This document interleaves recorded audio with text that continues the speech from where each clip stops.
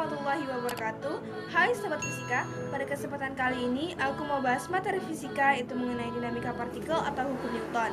Hukum Newton tentang gerak ada 3, yaitu hukum 1 Newton, sigma F sama dengan 0, hukum 2 Newton dengan rumus sigma F sama dengan M dikali A, dan hukum 3 Newton dengan rumus F aksi sama dengan min F reaksi. Nah, penerapan hukum Newton ada banyak, antara lainnya gerak pada bidang datar, gerak pada dua benda bersentuhan, gerak pada bidang miring, gerak pada benda yang dihubungkan dengan katrol, gaya tekan kaki pada lift, dan kali ini saya mau bahas yaitu mengenai gerak pada bidang miring. Langsung saja simak soal dan pembahasannya. Check it out! Langsung saja kita ke contoh soalnya. Perhatikan gambar. Sebuah benda bermassa 5,0 kg ditarik dengan tali ke atas bidang miring yang kasar oleh sebuah gaya 71 Newton. Jika koefisien gesekan antara benda dan bidang adalah 0,4, percepatan yang dialami benda adalah, di sini diketahui percepatan gravitasinya 10 meter per sekon kuadrat, sin 37 derajatnya 0,6, dan cos 37 derajatnya 0,8. Untuk penyelesaiannya, pertama, kita lengkapi dulu gaya-gaya yang bekerja pada benda. Yang pertama yaitu gaya normal yang arahnya selalu tegak lurus dengan permukaan bidang. Yang kedua gaya berat yang arahnya selalu menuju ke pusat bumi. Yang ketiga yaitu gaya gesek yang arahnya selalu berlawanan arah dengan percepatan.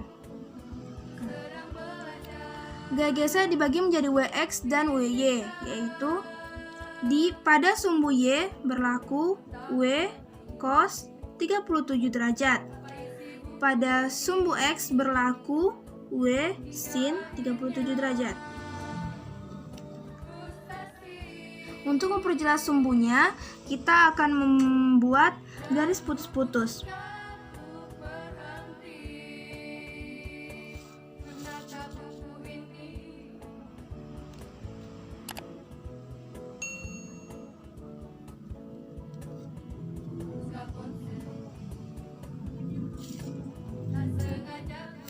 Di sini sumbu Y dan di sini sumbu X.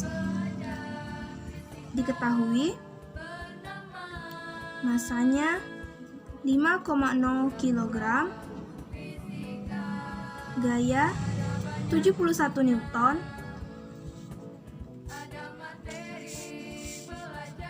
koefisien gesekan atau mu-nya 0,4, percepatan gravitasinya 10 meter per sekon kuadrat, sin 37 derajatnya 0,6, dan cos 37 derajatnya 0,8.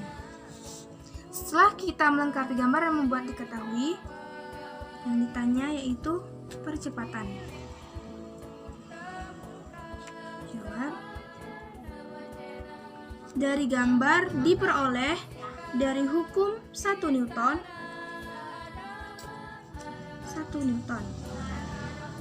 Hukum 1 Newton berlaku untuk gaya yang bekerja pada sumbu Y, karena benda tidak bergerak ke sumbu Y.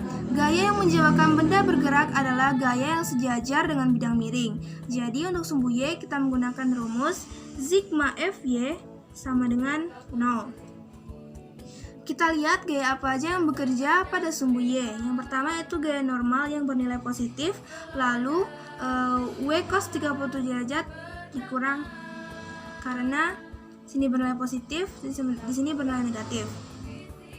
W cos 37 derajat dengan 0. N sama dengan dipindah ruaskan menjadi W cos 37 derajat positif. N sama dengan W dapat dicari dengan menggunakan rumus massa dikali percepatan gravitasi.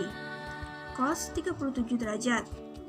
N sama dengan M 5,0 dikali 10 cos 37 derajat.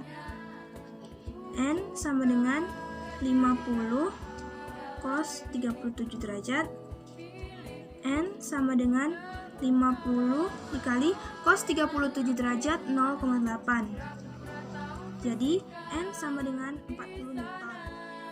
Setelah kita mendapatkan hasil dari gaya normalnya yaitu 40 Newton, sekarang kita akan menganalisis gaya yang bekerja pada sumbu X dengan menggunakan rumus hukum 2 Newton dengan rumus sigma Fx sama dengan M dikali A. Kita lihat gaya apa saja yang bekerja pada sumbu X yang searah dengan percepatan akan bernilai positif, tetapi yang berlawanan arah akan bernilai negatif. Pertama, F kurang W sin 37 derajat, sini dikurang FK. FK selalu berlawanan arah dengan percepatan. F dikurang W dapat dicari dengan menggunakan rumus M dikali G sin 37 derajat dikurang FK dapat dicari dengan rumus mu dikali N. F-nya 71 dikurang M 5,0 dikali 10 sin 37 derajat kurang mu-nya 0,4 dikali N 40 sama dengan M dikali A. 71 dikurang 50 dikali sin 37 derajatnya 0,6 dikurang 0,4 dikali 40 16 sama dengan M-nya 5,0 dikali A. 71 dikurang 50 kali 0,6 30 dikurang 16 sama dengan 5,0 A. 25 sama dengan 5,0 A. A sama dengan 25 per 5.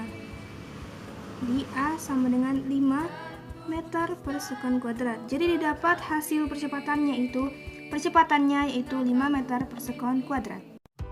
Nah, gimana pembahasan soalnya? Mudah kan? Kalau mau tahu video berikutnya atau video-video sebelumnya, silakan klik tombol subscribe. Saya akhiri. Wassalamualaikum warahmatullahi wabarakatuh.